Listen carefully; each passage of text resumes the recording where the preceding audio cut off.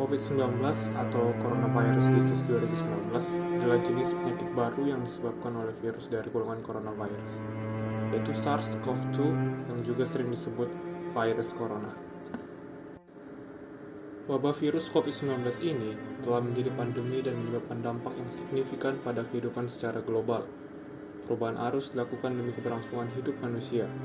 Saat ini di Indonesia sudah terkonfirmasi lebih dari 4 juta kasus, dari total 31 juta lebih spesimen yang telah diperiksa. Beberapa waktu lalu, sempat terjadi lonjakan kasus COVID-19 yang hampir mencapai angka 60.000 kasus per hari. Berkat antisipasi pemerintah dan penerapan PPKM berlevel, angka ini berhasil diturunkan menjadi 7.000 kasus per hari sejak video ini selesai dibuat. Namun, saat ini Indonesia dibayangi oleh potensi masuk fase hiperendemik, yaitu satu kondisi yang mengacu pada tingkat terjadinya kasus dan penyebaran penyakit yang lebih persisten dan tinggi.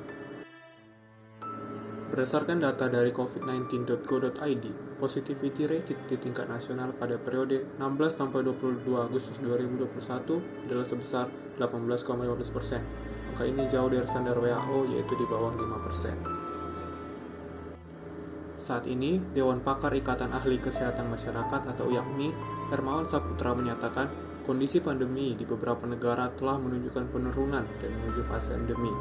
Potensi hiperendemi ini terjadi apabila WHO telah menyatakan COVID-19 telah menjadi endemi, namun angka kasus positif masih tinggi. Konsekuensi dari fase ini bisa mempersulit pemulihan ekonomi Indonesia, seperti munculnya larangan perjalanan dari negara lain atau bahkan dapat dilakukan embargo ekonomi. Kondisi ini tentu berdampak negatif kepada Indonesia. Oleh karena itu, diperlukan penanganan yang serius demi mencapai kondisi yang ideal di era new normal saat ini.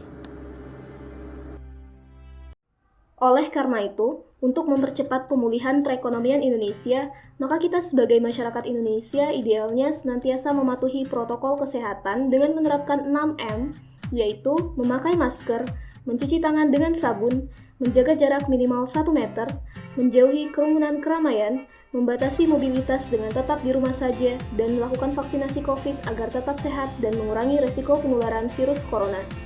Dengan pulihnya kesehatan masyarakat, angka positif COVID yang turun akan berpengaruh pada bangkitnya perekonomian Indonesia. Arus investasi akan masuk dan daya beli masyarakat akan meningkat. Mari kita sebagai aparatur sipil negara menjadi teladan masyarakat dengan memberikan contoh, bersedia divaksin, dan tidak meneruskan informasi hoaks yang akan menimbulkan kegaduhan masyarakat, dan senantiasa menjaga persatuan dan kesatuan nasional.